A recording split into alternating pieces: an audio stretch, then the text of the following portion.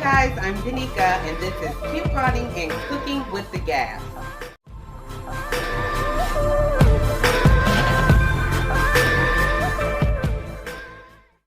Okay guys, now for today we're going to keep this super duper simple. We're going to be doing Italian style meatball subs and then also just fries on the side. I'm going to put some extra seasoning into my fries and then also in my meatball subs. So it's just super duper simple for if you need something for your weekends, like when the kids are home. You can go ahead and use this recipe as an alternative for your long meals. It's just simple meatball subs. So let's go ahead and get into it. Okay guys, now the first thing we're going to do is start prepping our meatballs.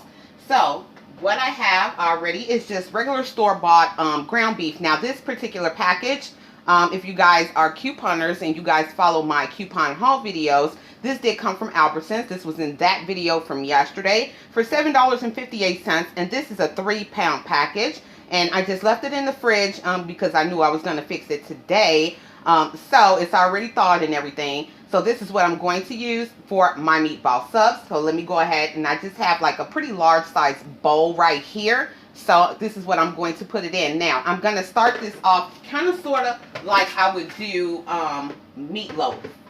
So I'm going to put my regular seasoning in.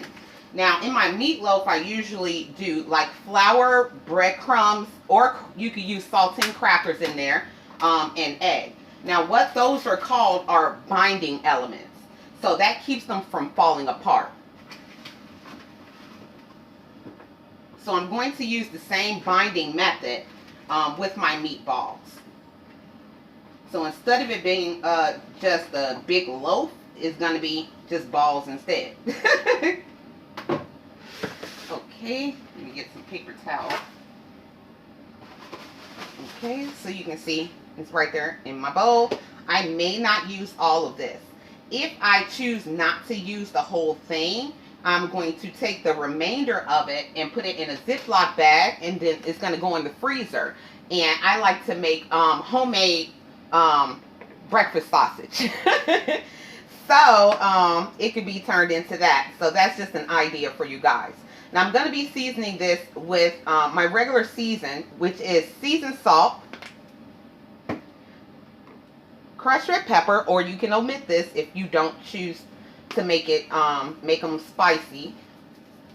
And I usually do not have direct measurements for my seasoning because it depends on what I'm making that day. This is garlic powder.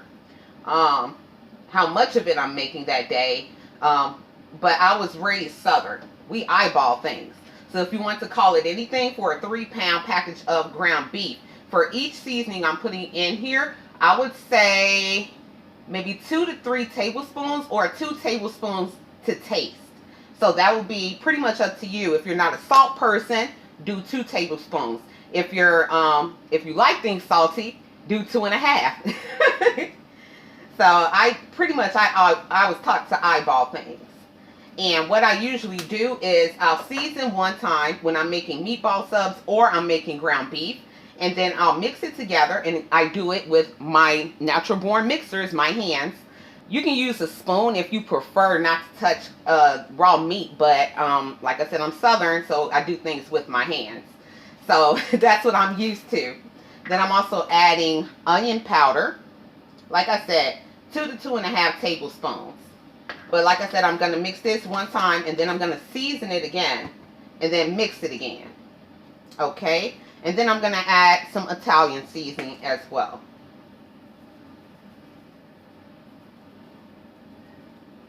Okay, now that's going to be it for my dry seasonings. Now I'm going to add my binders. And that's another reason why I got my paper towel, because I'm going to be using egg. And egg is still dairy. You treat that the same as you would treat when you're using raw chicken. You make sure you're clean. When you put your egg in here, put your egg in last.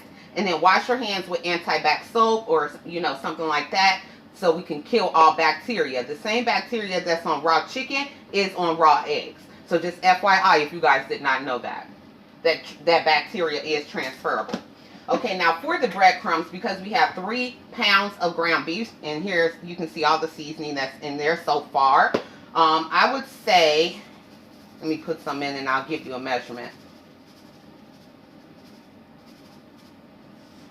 This is about 1/3 of a cup. Now, like I said, I'm going to season, mix, season again, mix. So we're going to do that 2 times. Okay, so that's all the complete dry. Now we're going to add our wet. So once again, this is 3 pounds. I'm going to add 2 eggs to this.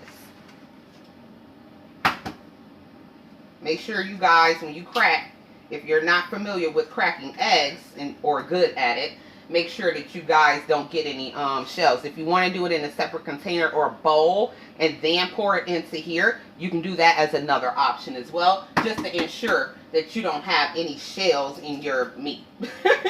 That would not be good. Okay, now let me go ahead and wash my hands really quick. Okay, now went ahead and washed my hands, so now we're going to go ahead and mix. Now, I took off my rings. If you're going to use your hands, your natural born utensils, take off your rings. It's going to get up under there. This particular one, I don't know. I have osteoarthritis as well. This one has been here for years. I can't get it off. So it's going to stay, and I just try to make sure I wash my hands very, very thoroughly after. So I'm just going to get right down in there, as you can see right here.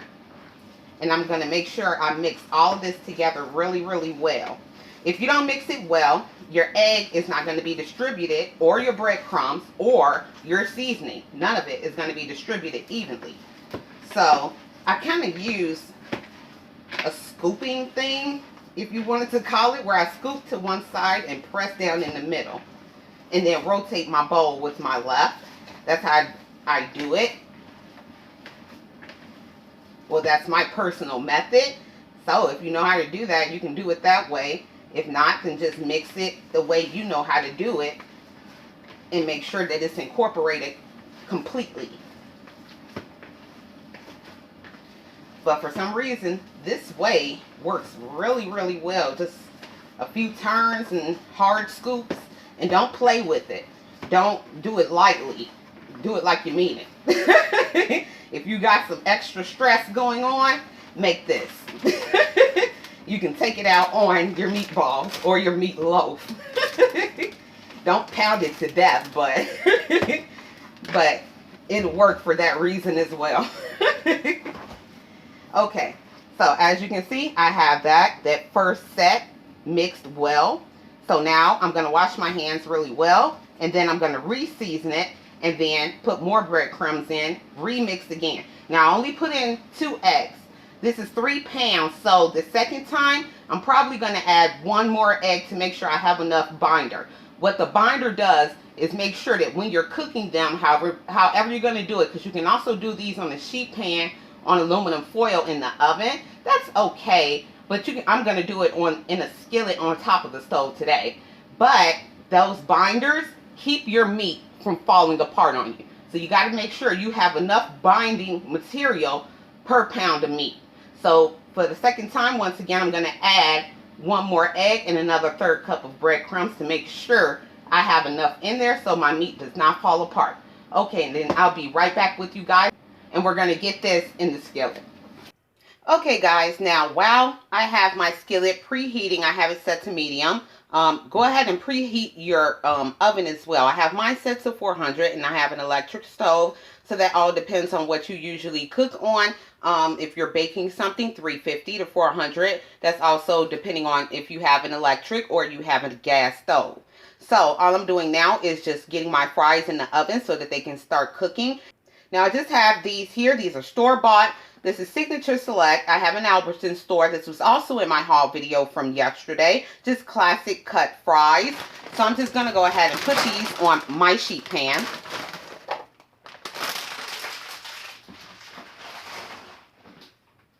Okay, now they're a little clumped a bit from the freezer.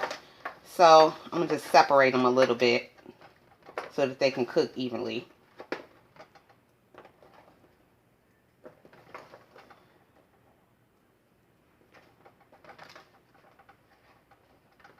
Okay, now I do have some grapeseed oil right here. This is what I've been using, a little bit healthier than corn or regular spray. So I'm going to just spray these just a bit. This is non-stick cooking spray, but it is grapeseed oil. And I'm spraying them, one, so that they can brown, and two, so that the seasoning I'm about to use can stick better. So I'm going to use some seasoned salt.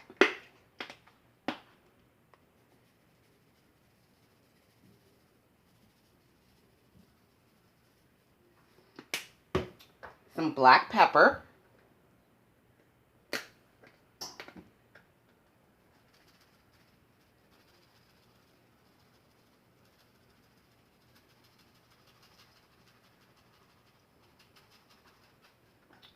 Okay, a little bit of garlic powder.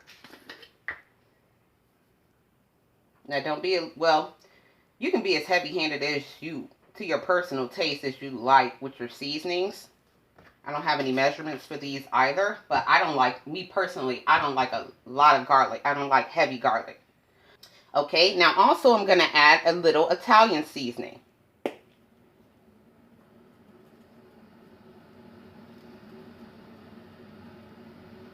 Just sprinkle it over, just nice and evenly, so that all of your fries have a little Italian seasoning on them. And then a little bit of lemon pepper. Not a whole lot, because you've already used black pepper. Or if you choose to, you can omit the black pepper itself. It seems to me like lemon pepper doesn't have a lot of pepper taste at all to me. That's just my personal taste buds. So I just use them both. Okay, and that's going to pretty much be it for the fries. Now you just go ahead and bake these, maybe close to, like I said, it depends on what kind of stove you're using. These usually, for me personally, about maybe 30 to 40 minutes. So go ahead and get them in while your skillet is heating for your meatballs. Okay guys, I've already preheated my skillet. You can use whatever kind of skillet you want. This is my favorite, my wok. You guys have seen this in numerous cooking videos. So what you're going to do is just take, now it depends on what kind of bread you have. I can never say the name of the bread correctly. So please forgive me if I butcher the name. Bolero or Bolio. Rolls. I always get them from my Hispanic market here, Mariana's. And they can usually hold 3 medium or 2 large meatballs. Because the bigger you make your meatball, the longer it's going to take to cook. And always try to make them the same size so they can cook evenly. Okay, so I'm going to be making, I guess I'll try to do 3 mediums per roll that I'm going to be using. Let's see. Let me pull a little bit of that off. Like I said, this is 3 pounds, so I can put the rest of this in the freezer and use it for breakfast sausage. So, yeah. So, what you're going to do is put it in your hand, right in the palm. I'm sorry, I started doing it before I explained it. I'm used to doing it quickly. So, I just take some of the meat, put it in the palm of my hand, and I cup and roll. And just roll it around like Play-Doh. We've all played with Play-Doh when we were in kindergarten or prior to that. So, yeah, it made little balls. So that's pretty much just what that is. And that's kind of sort of maybe a little bit too large. Let me pull a little bit of meat off of that, because I know what size rolls I have. And re-roll that. Okay? And it's going to be a tad sticky because of the breadcrumbs that you put in there. And your pan is hot when you hear that sizzle. So go ahead and just keep rolling. Big been dope on flame, I just switched the lanes. Damn, he did it again, I just flipped the pain. Stripping and dipping in bass, slab on everything. Swimming, you sinking away, cause I got big racks coming. I put my low racks on it. I ain't skip past losses, I had to get back off it. See the fit lab on it until they whip my coffin. Money clip, I tossed it, I heard it's big bags on big bags on big bags coming. Coming in, yeah, flex. I just wanna win, yeah. LABB, who we running with, yeah. 2233, I'm on 10 again. Pump up the action. I'm active. Okay guys, let's go ahead and check on our meatballs to make sure that they're browning and they're not sticking to the pan. And then you can start turning them over. Don't squeeze them because then you're going to let out all your juices. And then they're going to fall apart by force. So they're sticking just a tad. So you just want to loosen them. Now don't put any oil in your pan either, because ground beef produces its own oil. Yeah, these are browning really nice though. See, these are browning very nicely. So I'm just turning them over. And I ended up ultimately making 12 medium-sized little meatballs. Now, while these are browning, guys, go ahead and get you a quart-sized little pot, and I'll show you in just a moment when I'm done turning these over what you're going to need. And then also, guys, I'm going to show you guys, I had a lot of excess ground beef left. So if you just wanted to put it in a Ziploc bag and make this again another day, you could do that, and then you don't have to do the mixing and all that part, because ground beef freezes well, even seasoned. So you could just chunk it in the freezer the way it is and just make it another day. Or you can take half of it and put it up for more meatballs another day, or use these meatballs for another. You can do double the recipe for this and then make another meal out of that second batch, which will be spaghetti and meatballs. You can do it that way. So just a couple ideas.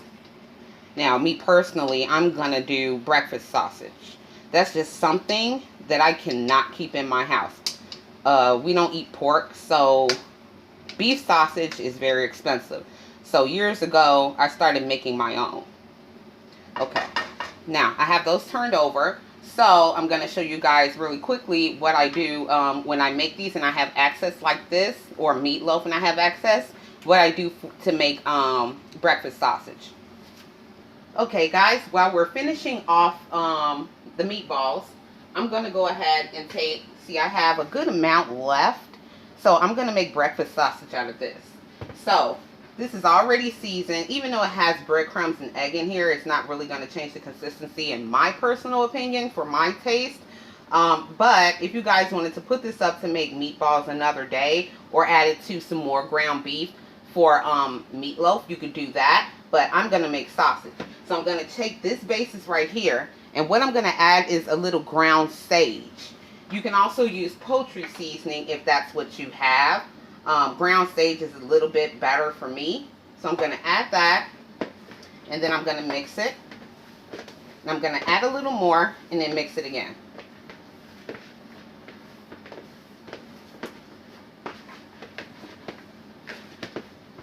So to give you guys a measurement, I'll say altogether 1 tablespoon of ground sage or poultry seasoning. See, I mixed, so I'm going to add again and then mix. And tilt it a bit so that you guys can see. Make sure you mix it well so it can incorporate down in to all of your ground beef that's left.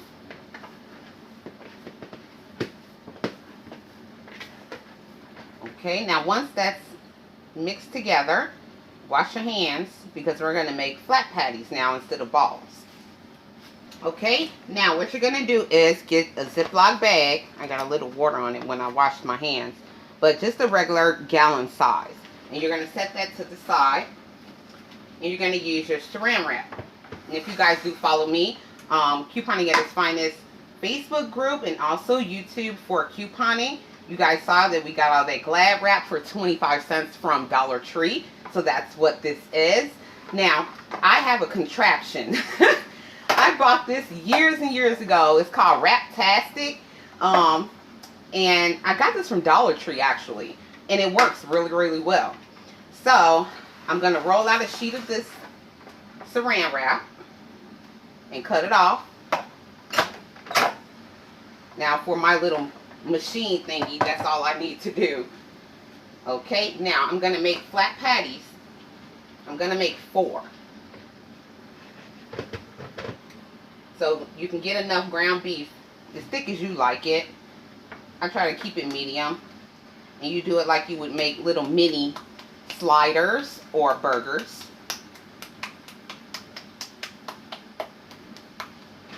Like that. I try not to make them too thick.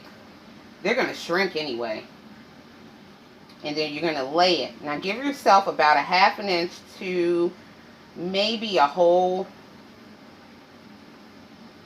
almost a whole inch from the end of your saran wrap. And then you're going to make another one.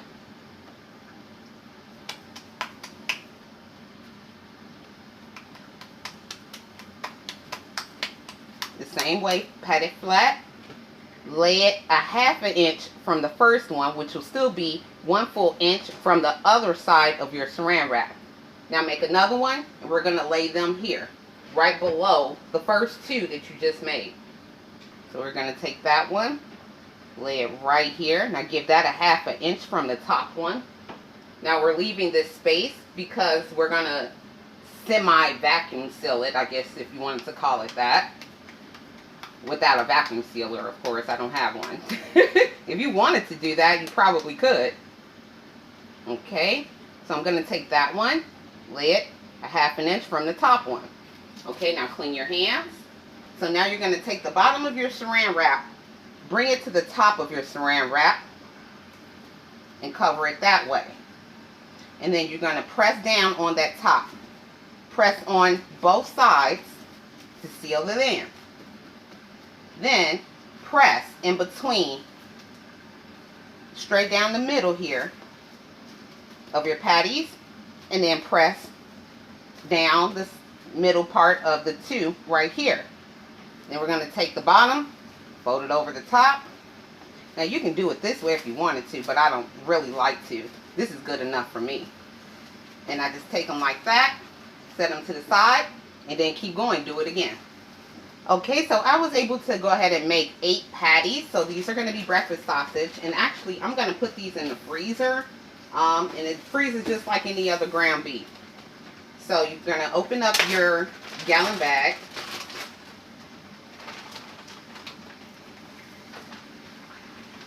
You're just going to slide them in there flat. Because then what was the point of making the patties if they're not flat? Kind of defeats the purpose of your effort.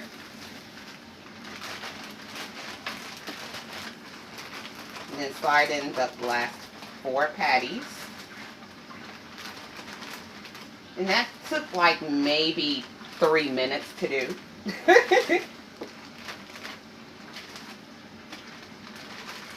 Besides the mixing part. If you incorporate the time to mix and make, I'd say maybe 8 minutes. Not much more. So you're going to seal that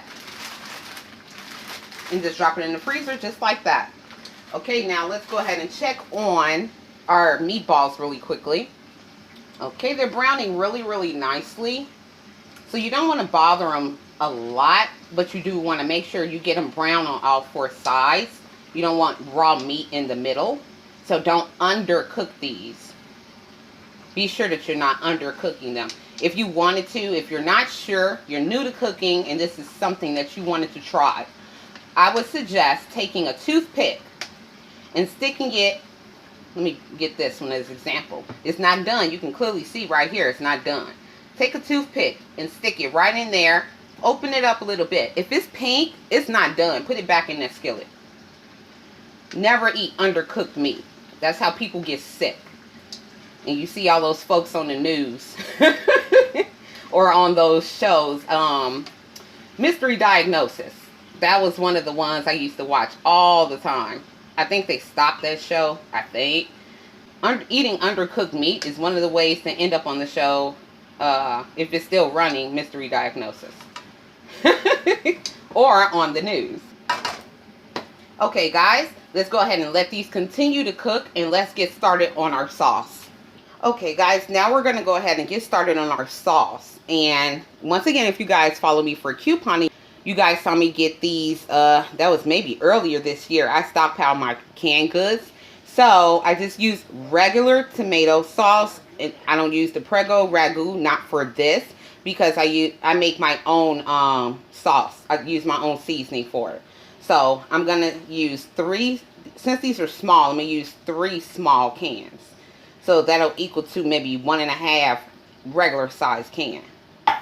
And I usually get these for like $1 each, for $1 or something to that effect. Sometimes 3 for $1, but that's still decent.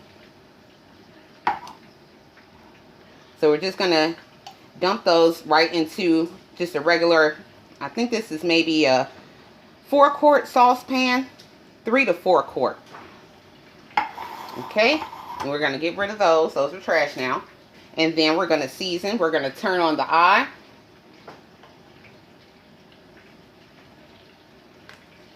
So I'm going to put that on medium heat. And I'm going to add seasoned salt.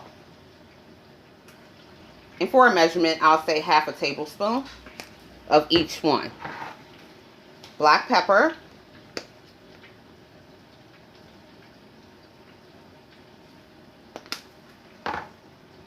Garlic powder.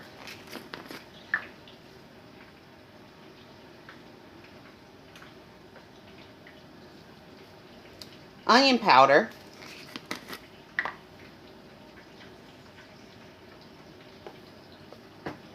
Now I'm only going to season this one time. And then Italian seasoning. Like I said, a half a tablespoon of all of them. Okay, now just get a spoon and just mix it. And then let it heat. It doesn't have to seriously boil, but once it starts bubbling, it's hot, but you want it to bubble enough so that those seasonings can incorporate into your sauce. And that's pretty much it. It doesn't have to be over seasoned, because we're also going to put cheese on top of this. And then we've already seasoned our meat. And then we're going to finish it off with parsley anyway, so you don't need to over season the sauce. So you're just going to put a top over this and just bring it up to where it just starts bubbling. And then you're done with it. You can turn it off. Okay, guys, we're going to go ahead and finish this up really quick. Now, I have one of those rolls that I can't pronounce. Now, this one has been frozen. I used it for sandwiches previously. You can see I cut it already. But these are the ones that I just got today, fresh. So now we're just going to cut these open, because mine come uncut. If you find some that are pre-cut, then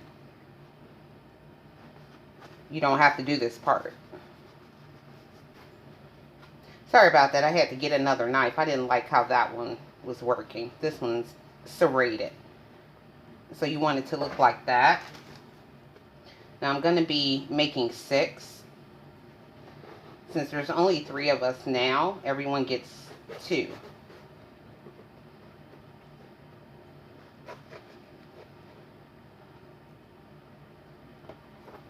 Okay, now I'm using one of my older pans here because I'm going to be putting this under the broiler because we're going to melt the cheese. Now, I'm going to spray these just to toast the sides right here so you can get a little bit of crunch with some of that same grapeseed oil cooking spray. So I'm going to spray them really lightly. You don't need a lot. It doesn't take much for your broiler to work. To do its work, rather. Here are our meatballs. They turned out really, really well. They're nice and brown, so we can get a little bit of crunch out of that as well. So now we're going to place all of our meatballs into our buns. And we're going to get our sauce. And we're just going to ladle this.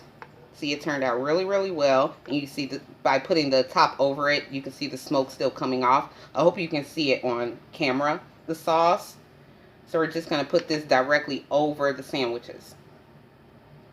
Over each one, however much you want on there. A little bit of sauce or a lot of sauce. That's totally up to you. We're sauce people. A lot of people in Chicago are sauce folks. So we're just going to make sure that we get a good amount on there. Got a ceiling, mostly all is flawless. Broken whistles longer than it's foreign. Heard you want it cause the yam's enormous. What's in since she isn't gorgeous? Live my life, last name of Morgan Freeman. Trying to touch a forest. Do not know when knocking on the door is. Came in, I came in. Okay, now that we have the amount of sauce that we want, we're going to take our cheese. Now, you can use any kind of white cheese that you want. I have Italian style 6-cheese blend. You can use slices of provolone. I do that too. This is actually just what I had already. So this consists of mozzarella, provolone, Asiago, Parmesan, Romano, and Fontina cheese. So there's 6 different cheeses in here. It's just the Italian style. So I'm going to just sprinkle that over each one because now this is going to go under the broiler to melt down really nicely. So you can put however much cheese you want on each one. That's totally up to you. Okay, I have my cheese on, so now this is going to go straight under the broiler. As another idea, if you guys didn't want to use slices of provolone or the shredded, you can also do slices of mozzarella or deli fresh, the kind that they slice for you. You can do that as well for mozzarella or provolone. So whatever kind of white cheese you want to use in whatever form, slice or shredded, that would be totally up to you. So let's go ahead and get these under the broiler, and then I'll show you what they look like. Okay guys, I went ahead and took these out of the oven, out from under the broiler. All it does is just bake things down, bake them on. So it melted the cheese and toasted our buns at the same time. So now I'm just going to finish them all off with a little bit of parsley over the top. And I'll bring it closer to the camera so you guys can see it. So here is the finished one. This is the bigger plate. I underestimated how many meatballs I needed. So 2 plates only have 1 sandwich and 1 plate has 2. That was just my fault. But yeah, here it is right here. And you can see the bread is toasted.